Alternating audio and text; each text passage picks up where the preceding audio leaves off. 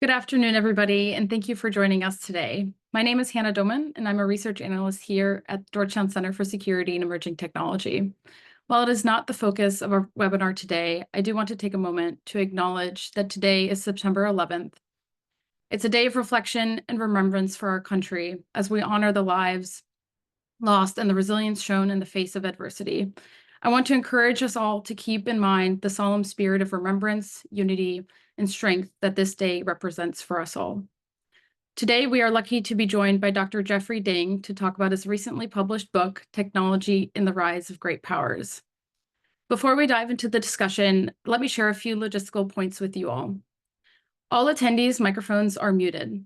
If you are on a computer and are experiencing any technical issues, please use the chat function at the bottom of your screen to alert us, and a member of our team will try to help you out. The goal here today is to have an open, engaging, and thought-provoking dialogue. So the questions come to mind while sorry, I just saw that there's a in the chat. Can you all hear me? Is the audio okay? Okay, great. Sorry, let me continue. So the goal here today is to have an open, engaging, and thought-provoking dialogue. So as questions come to mind while Jeff provides his overview of the book and the arguments in the book, please feel free to begin sharing your questions, thoughts, and comments in the chat, and we'll do our best to cover as many questions as we can throughout the discussion. Now, let me introduce Dr. Jeffrey Ding. Dr. Ding is an assistant professor of political science at the George Washington University and author of the recently published book, Technology and the Rise of Great Powers, which of course we're here to talk about today. Dr. Ding is also the author of the China AI newsletter, which has over 20,000 subscribers, including myself. And I can only highly recommend the newsletter for all things China and AI.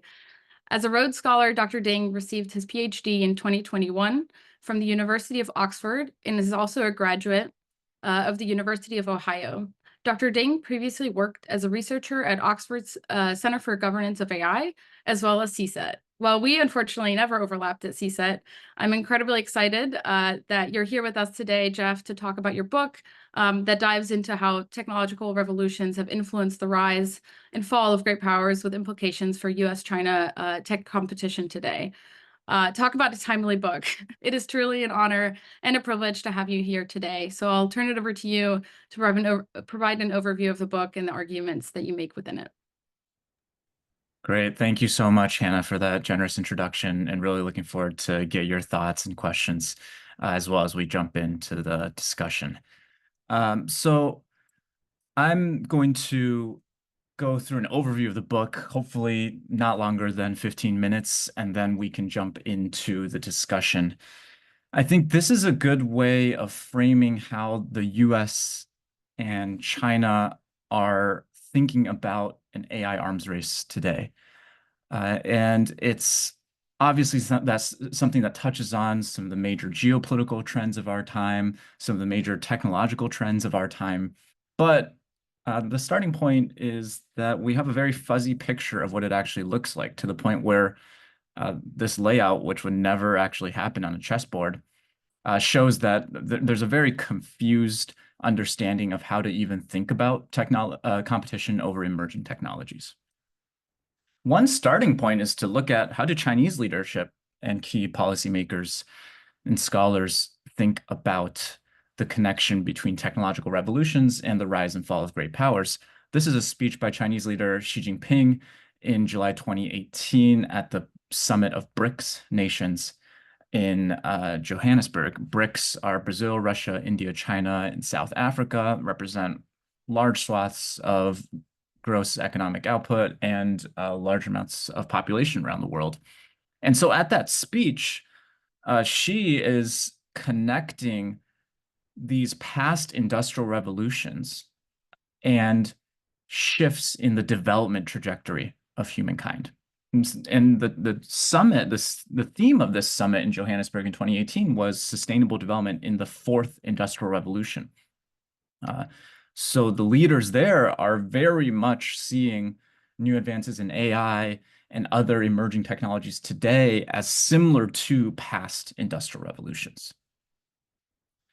A couple months later, The Chinese Communist Party has this authoritative publication called Study Times, where researchers and writers interpret speeches from Chinese leadership. And so, in their interpretation of Xi's speech, they go one step further and connect how these industrial revolutions, these periods of accelerated technological change, allowed certain countries to achieve productivity leadership. Britain in the first industrial revolution, the US in the second industrial revolution, and they connect that to the geopolitical implications of these new emerging technologies. It provides a basis point for who will be the global hegemon. There's a connection to some of the classic literature in international relations as well.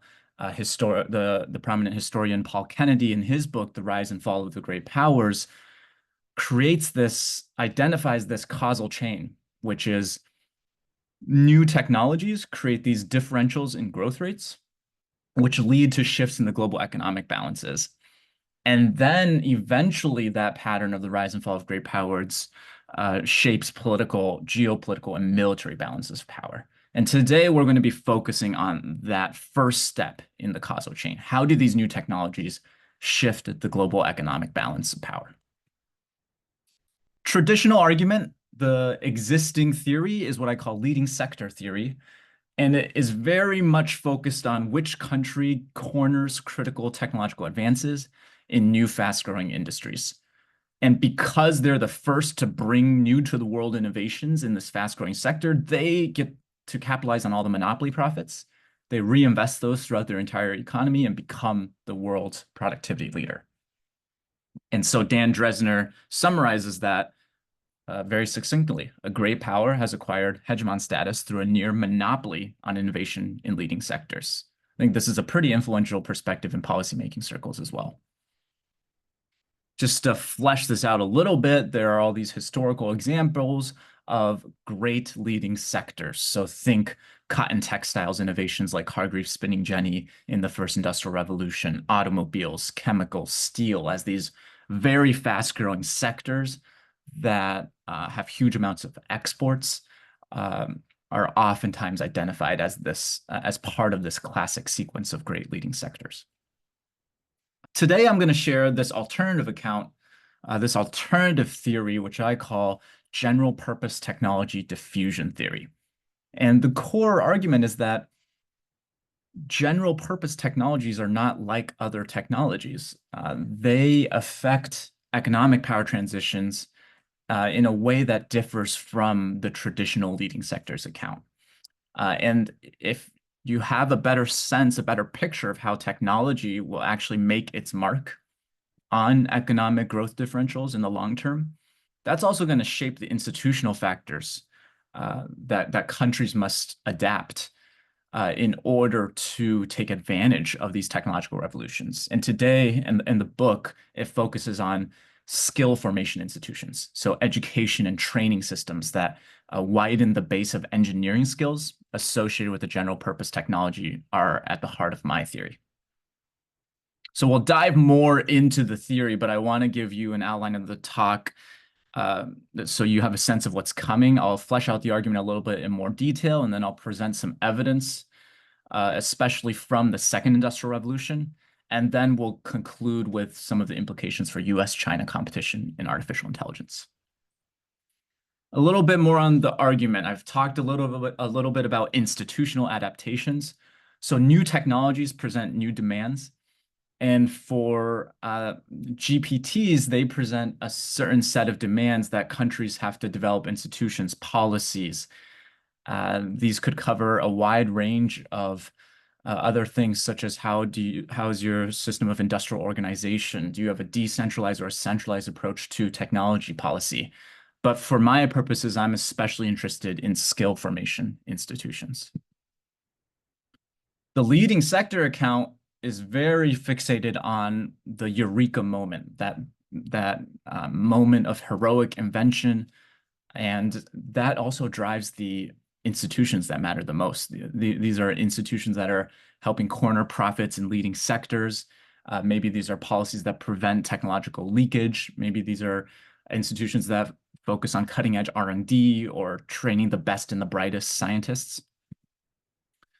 My alternative theory is based on a different trajectory, a different pathway um, around these general purpose technologies, which economists deem historical engines of productivity growth.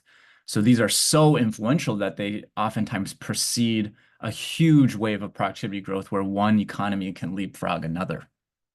And some of the critical characteristics of GPTs are listed there in the slide. What I want to emphasize is that there's this regular pattern by which GPTs spread and make their mark. First of all, they only make their mark when they can have when they diffuse pervasively across the entire economy. And that process is a gradual and protracted one that is dependent on all these other sectors developing complementary innovations that take advantage of this new GPT, and that oftentimes requires structural changes. The second part of this theory, right? Why GPTs? Now why diffusion? Diffusion is the process by which, after that initial innovation is pioneered by a company or commercialized as a new process, how does that new innovation then spread across a population of potential users? The reason why it matters so much for GPTs is the potential population of users is essentially the entire economy, right? Electricity can transform large swaths of the economy. The computer can transform large swaths of the economy.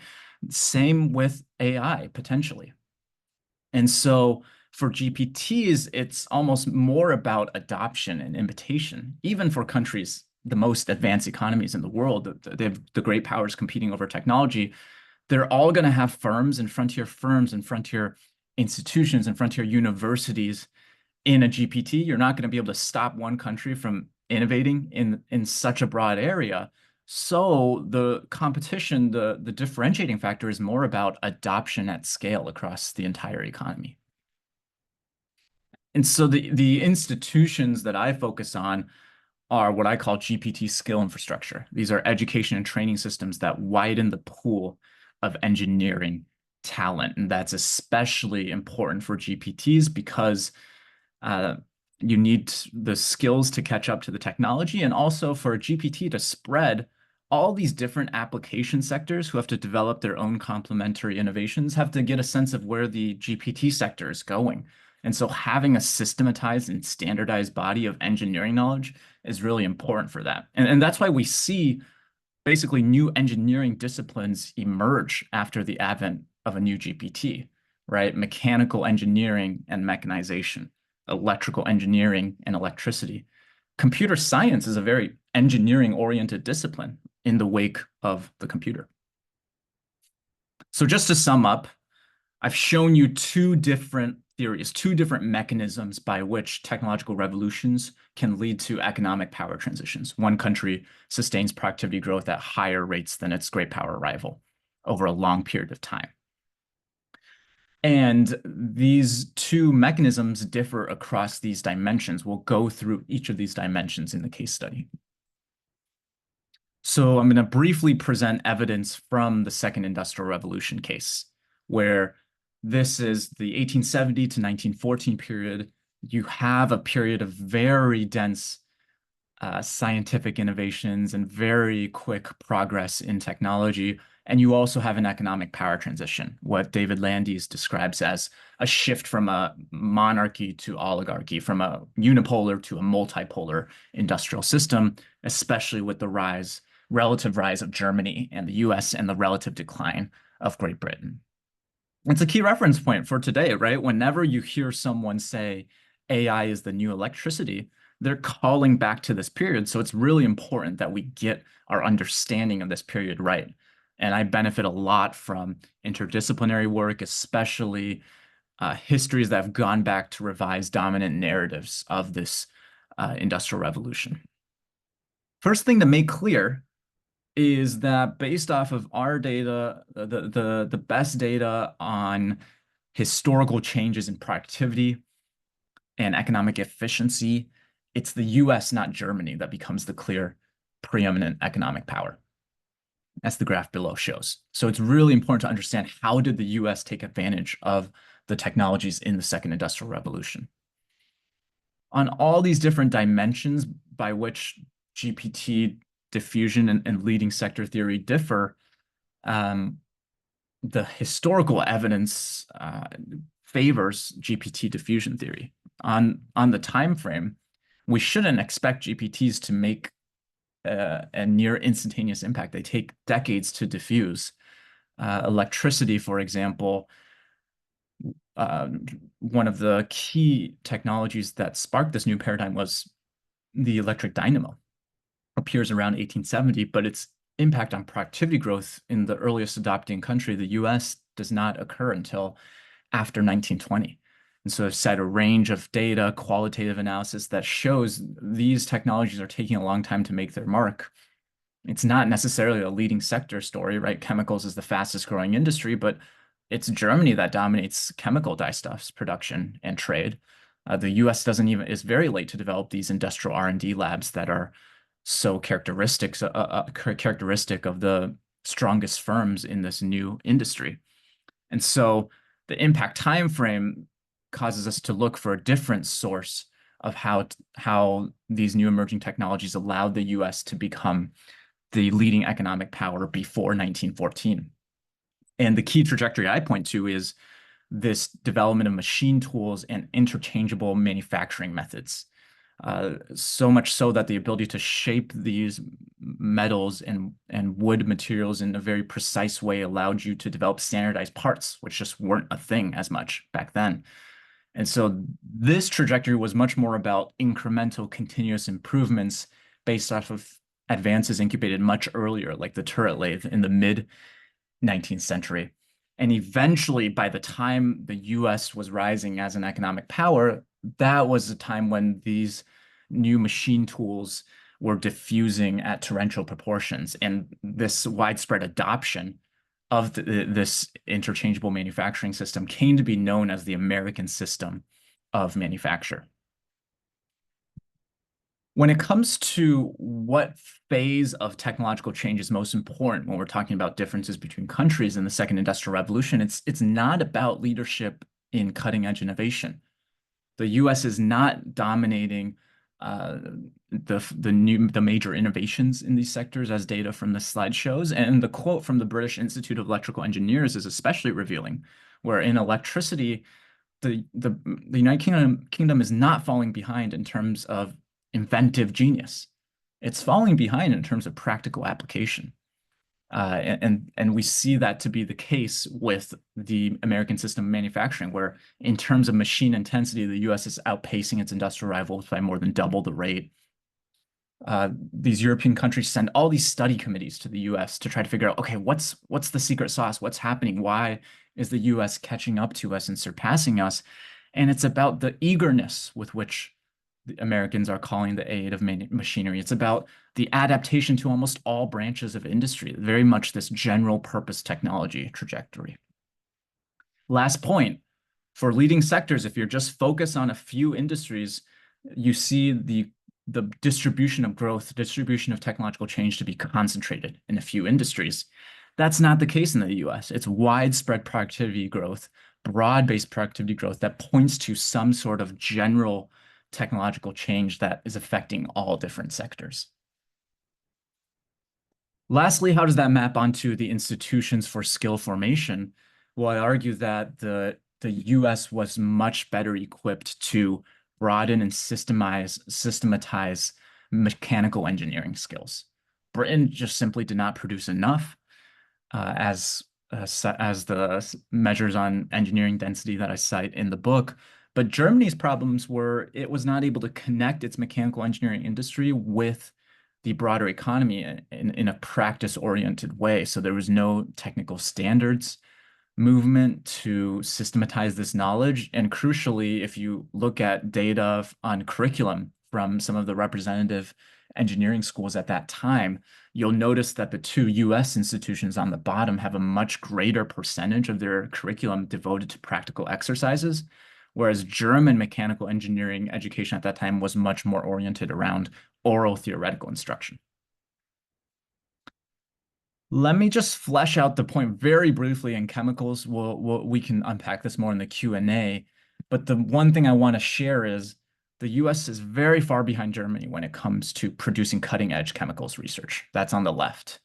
But the US, even though it's far from the frontier of scientific research, it's leading the way when it comes to constructing this discipline of chemical engineering and training this pool of chemical engineering talent that can apply this chemicalization process across all these different industries, not just producing dyestuffs to trade.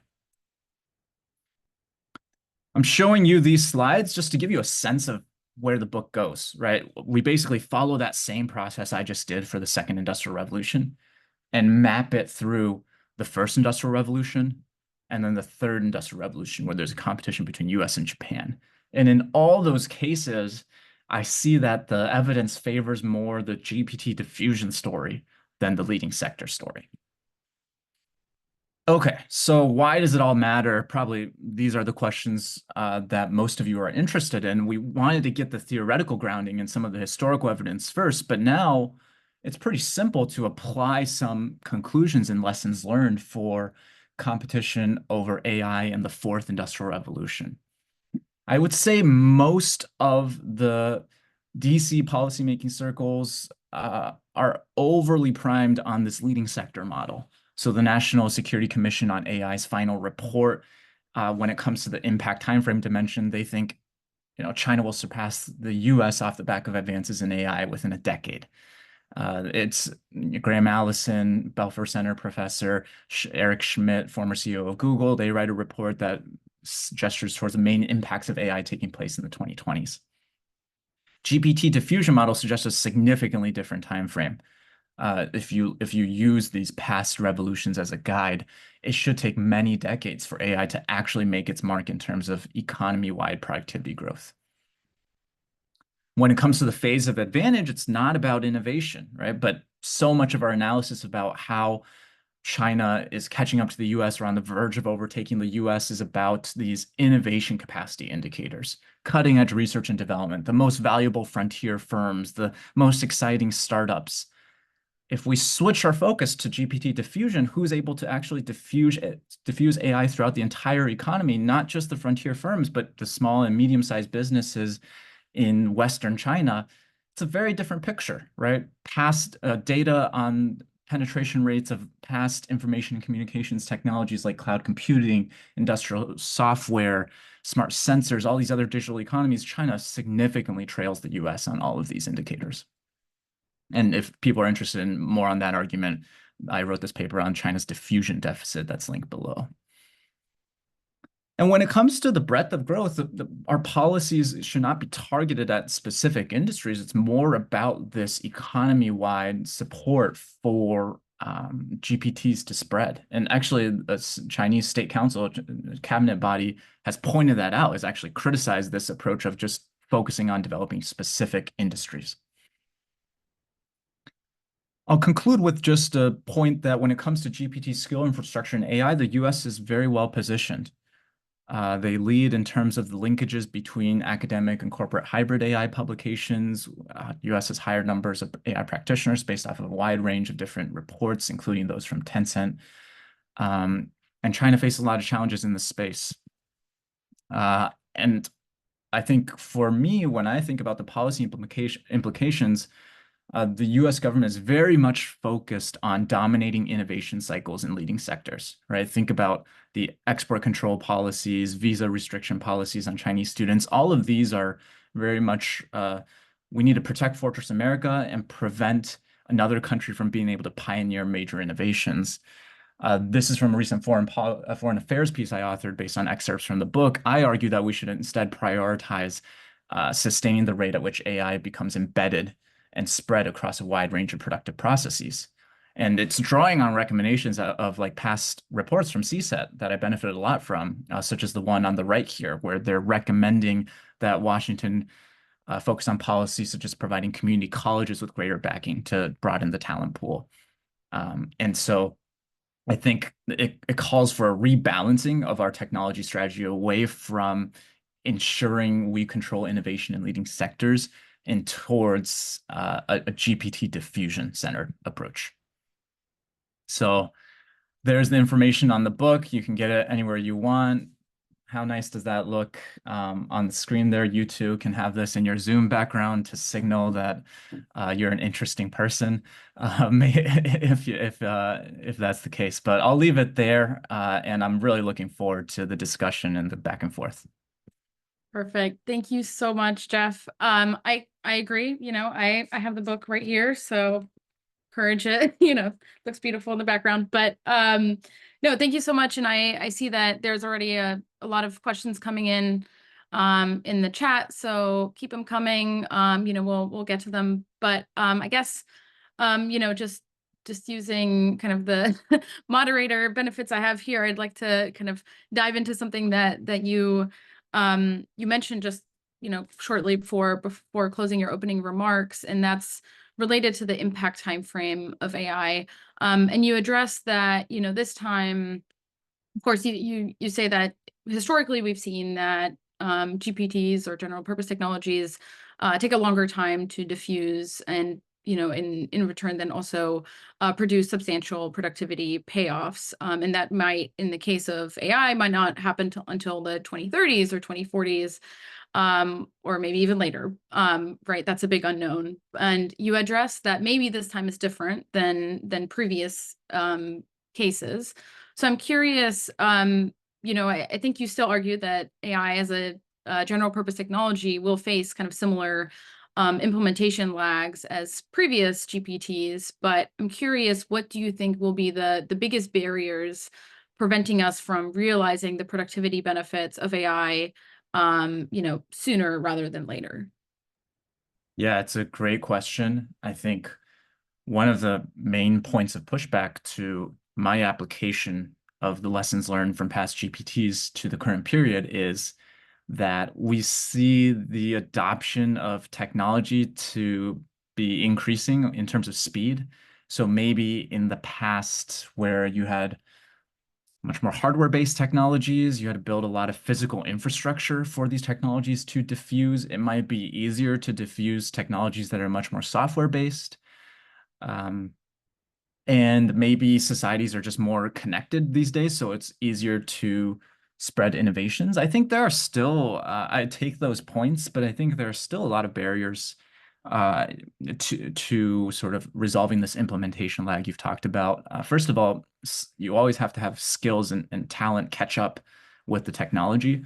So it still takes a lot of time to train people who can implement a large language model, for example, to take a foundation large language model and fine tune it for a specific application, such as coming up with a way to do internet marketing for a very particular vertical, or to use a computer vision model to identify certain species of birds if you're working in a conservation park. And all of those, once you get down to the nitty-gritty of how those are actually implemented in practice, maybe it takes a couple years to collect the right amount of data. Sometimes the hardware for the camera gets blocked, and so you need better chips that are attuned to different algorithms. And then you need people who are familiar with all these different processes. And sometimes you might need to have a completely different organizational layout for the nature reserve to set up this system. I was just talking to a colleague yesterday. He reminded me that a good example is Microsoft Excel, right? As an information and communications technology. Think about all the things you can actually do with Excel, but it would make so many processes, especially at universities or probably businesses and think tanks and all these places where people on this call are working on. But it's very hard to train people to take advantage of something like conditional formatting, right? And so this idea that we'll have near instantaneous impact from AI when we really need it to travel across all these different industries, I think history can be more of a guide. I think our natural inclination is always to say, oh, this is so new, this is going to spread so quickly. And so this part of my argument is a little bit of a not so fast sort of thing, to push back against that. Sure. Yeah. I mean, I think there's obviously a lot of uncertainty, and as you point out, this is really just the beginning. And it is moving very fast, but where we end up is really the big open question. But you highlighted in your overview, and also you make it very clear in the book that you believe that the U.S. has an advantage in kind of diffusion capacity over China in the context of AI. And so I'm curious, given what we know about AI now and the trajectory of the technology, as far as we can tell, right, in kind of the early phases, what do you believe, the U.S. is doing well in terms of enabling diffusion? I know you talked about talent and industry academia linkages in particular, but are there others as well that you would point to that are functioning very well or well in the US system at the moment? Yeah, it's a great thread to talk about more, and I think this intersects with Scott Guthrie's question in the chat as well in terms of these linkages between industry and academia. So I think when we talk about what is the U.S. doing well and better than China on, the lens I'm looking at it is about who's better equipped to diffuse and adopt AI at scale.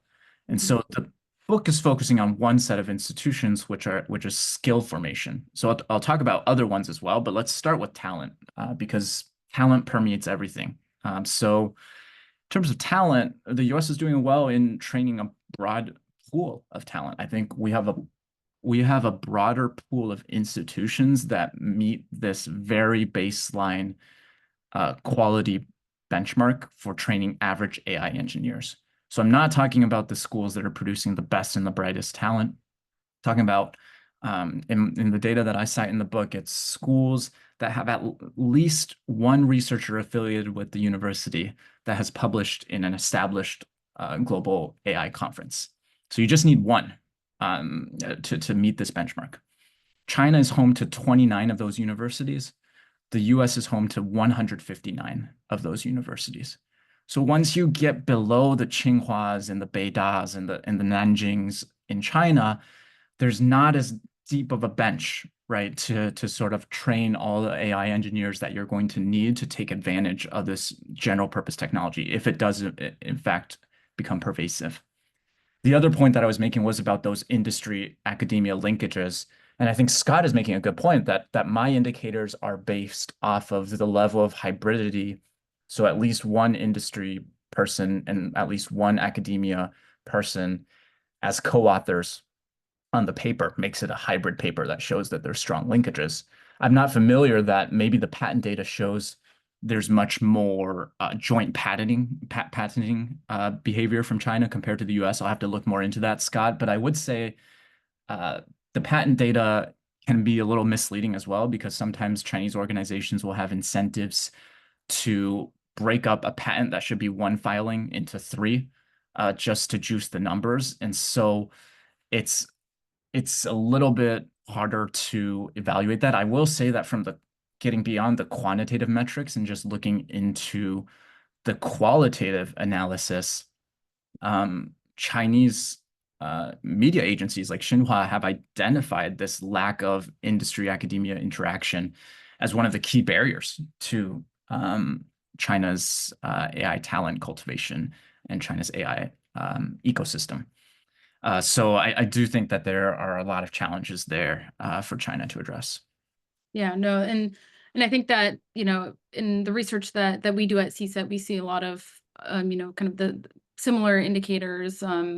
Just maybe, I guess, a quick plug for some work that my colleagues Cole McFall and Sam Bresnick and I will be publishing just in a couple of weeks. We look at the Chinese Academy of Sciences, and there we also look at some of the, maybe you can call them inefficiencies of the way that evaluation systems of evaluating researchers, for example, might hinder that kind of talent development as well. But I think maybe one more question from my side, and then I do want to make sure I get some more questions from the audience because I see that there's a lot of questions coming in. But something that you raised in the very end of the book is kind of this question about government systems or types of governments. And of course, there are other factors than the ones that the book is based on that could influence economic power transitions.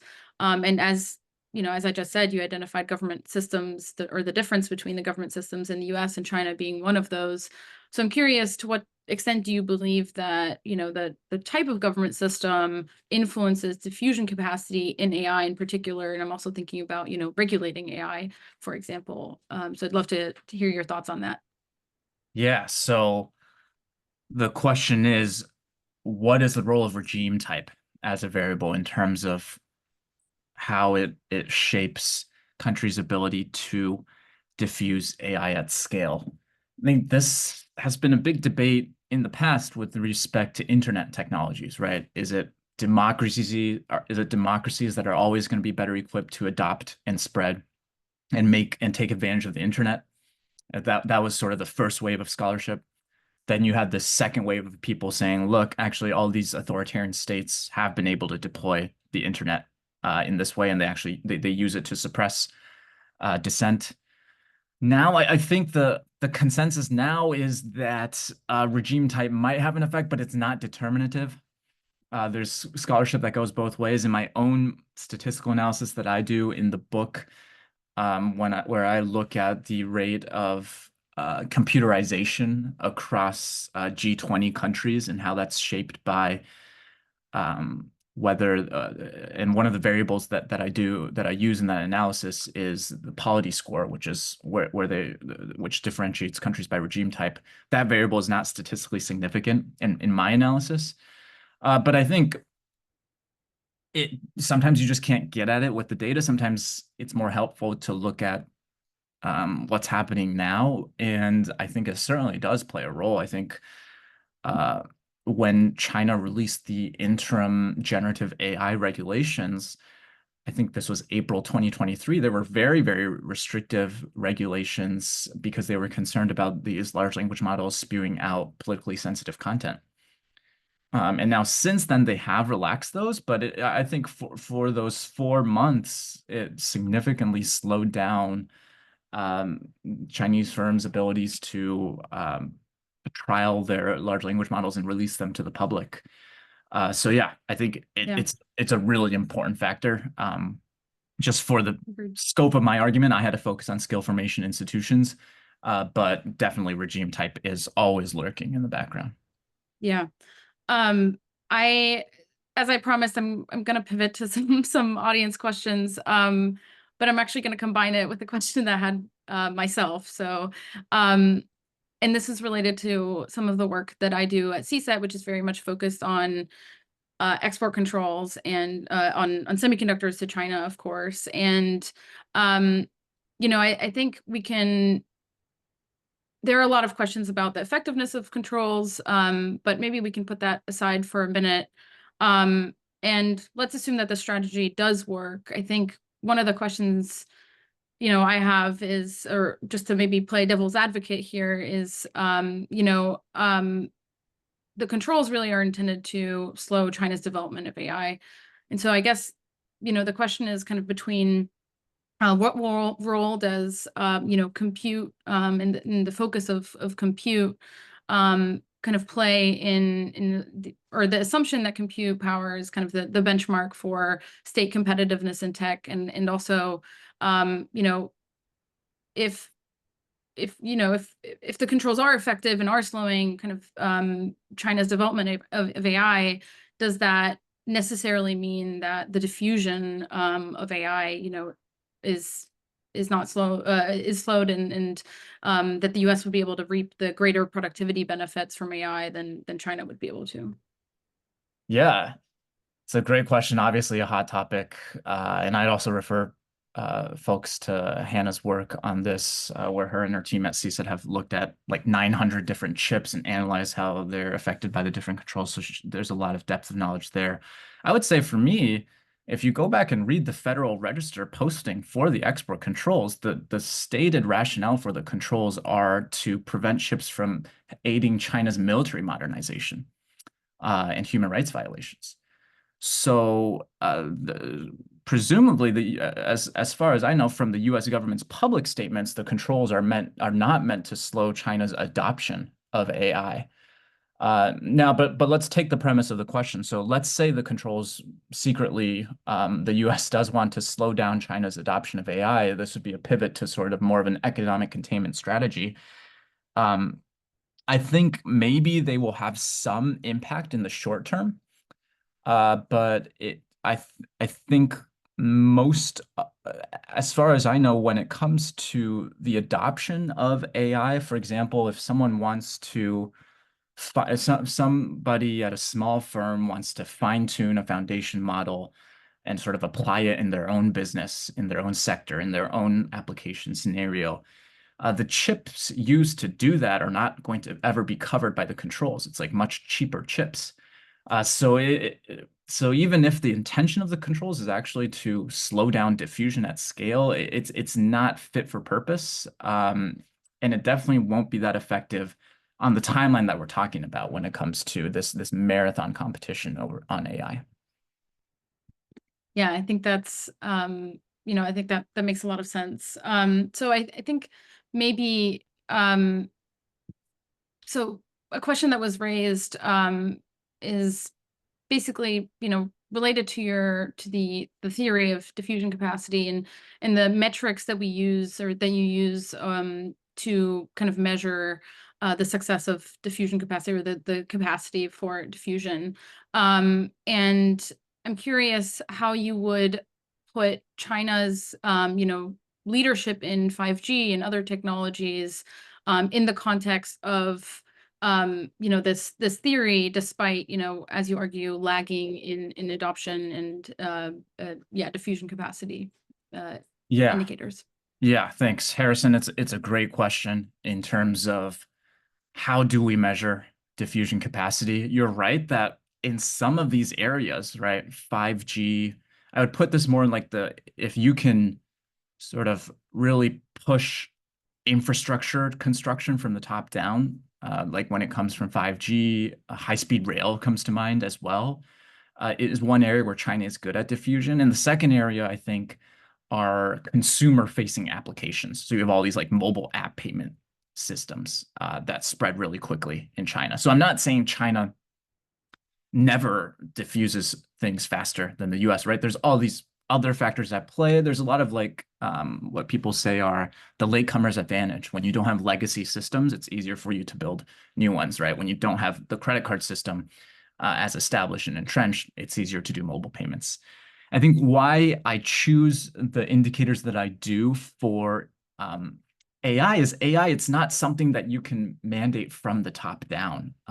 It's uh, you want this diffusion process for general purpose technologies to be this fast acting organic process. And that's why decentralized approaches, market economies are much better at this sort of natural diffusion process where companies adopt because they think it's going to be profitable for them to adopt, not because they're subsidized or they're forced to adopt from the top down. And I think we saw that with the Soviet Union, right? The Soviet Union was really good at meeting a lot of production targets, but not that good at adopting to computers or information communications technologies. So that's why I use those indicators. And in the deep footnotes of the book and other articles, I use a bunch of different indicators taken from like global indexes of science and technology policy. And when I collated all of those, um, for example, on the innovation capacity indexes, China would like rank around 10th in the world, which is very, very strong, very similar to like Israel, which most people agree is a science and technology superpower. On the diffusion capacity indicators, China would rank around 49th in the world, which is basically what Russia ranks. And no one sees Russia as this science and technology superpower. Uh, Right. And I guess maybe just a quick follow-up on that. In a lot of the research that I've been doing on China's kind of S&T policies, there seems to be a push to change some of those issues and address them. To what extent do you think that those efforts will be fruitful and will be able to, allow China to get maybe, or will they allow China to get closer to the US in a meaningful way that it actually impacts diffusion capacity? yeah, I think there's been, so in the AI space, China has been trying to uh, develop curriculum to support an AI major for example. But I think a lot of these approaches are that the US would never be like, hey, this is the AI major all different universities have to teach, right? So you do see some effort, but it's anything that's really trying to be imposed from the top down, I don't think is that equipped to deal with the fast evolving GPT. But certainly China is trying to make these efforts. I think what's interesting is that China has met a lot of their benchmarks when it comes to R&D spending. They're very good about meeting those goals, but less so when it comes to education spending. And actually, China's investment in education compared to other newly industrializing countries is much lower than other countries. I think it's not just a problem unique to China. It's just much harder to sell and push diffusion-oriented policy because the benefits, by definition, are distributed across everywhere, right? Just think about the Chips and Science Act, for example. All the planks about chip manufacturing, those got implemented, the funding got allocated and dispersed really quickly. There's a core set of entrenched, concentrated interests that are supporting that policy. The STEM workforce improvement planks, the speed and the implementation process has been much slower. A lot of the funding has not actually been allocated and let alone beginning to be dispersed. Because that is something, there's no like one concentrated interest group that's going to be pushing that. So that's the same across all different countries. Sure, there's going to be some variation around regime type, but I think it's a harder sell to be like, hey, let's focus more on this diffusion aspect. Yeah, absolutely. I think you already kind of pivoted a little bit to the US, and I want to kind of stick on that. One of our questions from the audience was about the role that IP plays in helping or maybe hindering the diffusion of technologies. The question really is the US a relatively strong approach to IP protection, potentially inadvertently slowing diffusion of AI and other GPTs? Yeah, Jack, it's a great point. I haven't looked at the details of U.S. changes in IP policy. I think I agree with the general sentiment of the question that that stricter IP protections are going to trade off with the ability to diffuse technologies throughout your own science and technologies system efficiently.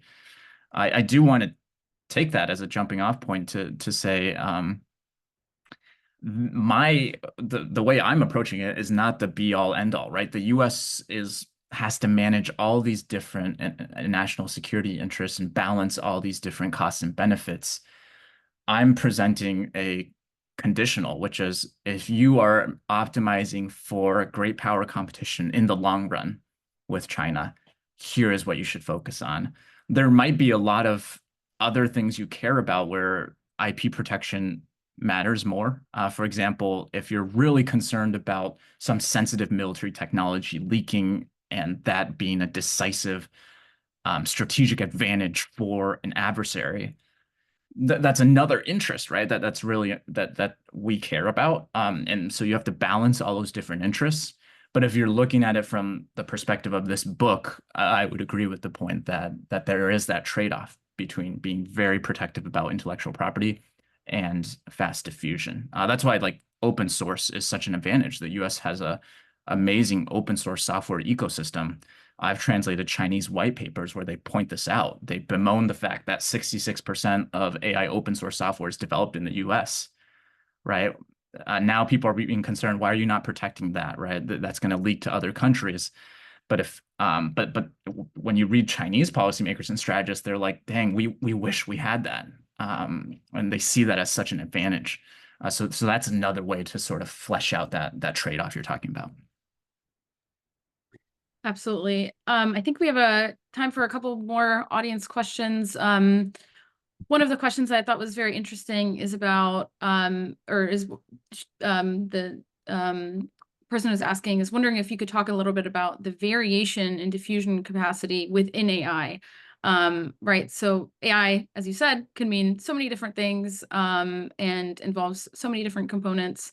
And so the question really is, would you say there is no within AI variation in diffusion capacity, or if there is, what variables would influence that?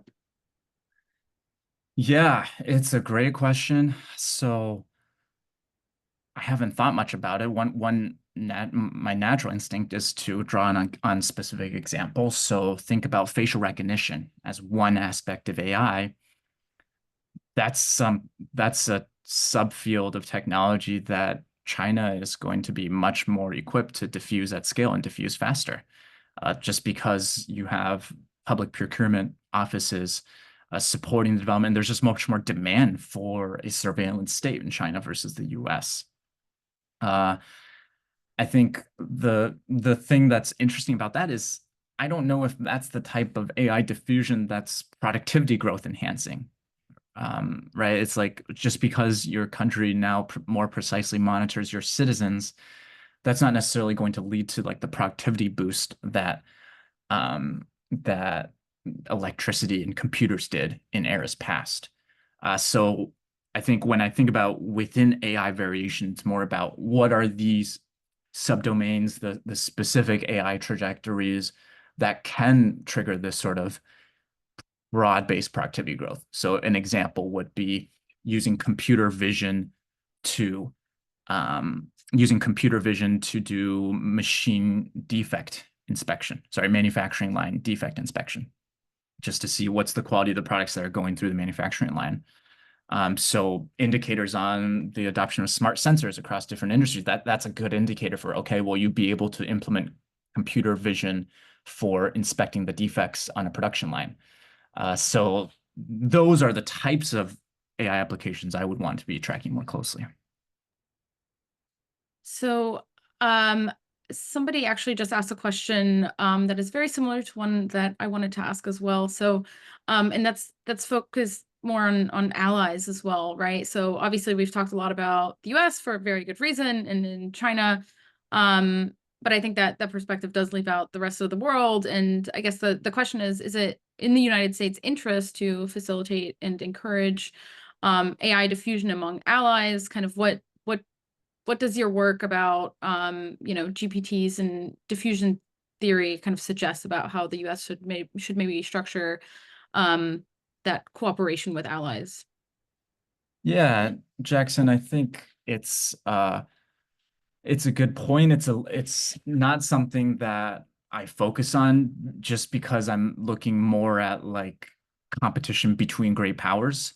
But I think there's definitely intersections, right? One example that comes to mind is one of the reasons the US was able to adopt interchangeable manufacturing at scale was because it had this standardized market. It had this large market that it could take advantage of these economies of scale. Uh, Maybe if the US encourages the diffusion of AI, certain AI techniques among allies, that builds a larger market for US companies to then compete off of and take advantage of. And that could then help the US adopt its own technologies more effectively. So yeah, I'm thinking about it more through the framework of uh, who is going to win out from GPT diffusion, and that's one way that facilitating AI diffusion among allies might intersect. Yeah, that makes sense to me. I think we are, almost at time, but I wanted to get in one question, I think, about something we haven't spent as much time maybe talking about as I was hoping to. And I think that's probably one of the most important takeaways is about talent, right? Kind of, I'm curious, beyond backing community colleges and using the CHIPS Act funding to support the workforce development. I'm curious, what are some other policies that you see that would be particularly beneficial in terms of kind of widening that talent pool for AI? And I'm obviously, I have policymakers in mind in the audience here, and thinking about what they should be thinking about in terms of widening the talent pool. Yeah, it's a great thing to end on, and intersects with actually my friend John Denny. I see him on the list of questions. He's asking about whether you can expand the training apparatus to, beyond just bachelor's, master's, doctoral programs. And I think some of the reports that CSET has written on this topic are really relevant. I cited one of those by Diana Galehouse, but there's others that point to all these different pathways and I think certificate type programs, such as like I think General Assembly has a really strong data science program, or all these different institutions have certificate programs. Those could provide alternative pathways to training this broad pool of talent. And I think that part of that you can only that you can devote attention to that if you recognize it's not just about the STEM PhDs, right? Once you get away from we're just going to be comparing STEM PhDs, then we can open up a whole realm of other possibilities. Some of the other things that I point to include more support for extension offices, like the Manufacturing Extension Partnership, more voucher programs that incentivize small and medium-sized companies to learn from some of the frontier firms and try to adopt some of those techniques. So I think there's a whole range of other policies that we could be looking at. I think it's just like 90% of our time has been, and of our efforts and our energy has been taken up by the whole, we got to prevent any technology from leaking to China. And you have to break away from that a little bit to even start to experiment a little bit more. Yeah, absolutely. Well, I think, we're at time now. I just want to thank you to everybody. I want to extend a thank you to everybody in the audience for joining us today, and to our panelists, or to Dr. Ding for a lively and engaging discussion. We appreciate everybody's questions. There were so many, and unfortunately, we were not able to get to all of them. But I encourage you all to check out Jeff's book. And of course, his newsletter, China AI, as well on Substack. And we'll follow up soon with details about our next CSET event. But in the meantime, you can sign up for additional updates or learn more about CSET at cset.georgetown.edu, or follow us on social media. And I hope that everybody has a great rest of their day, and we look forward to seeing you all next time. Thank you so much. Thank you all. Cheers.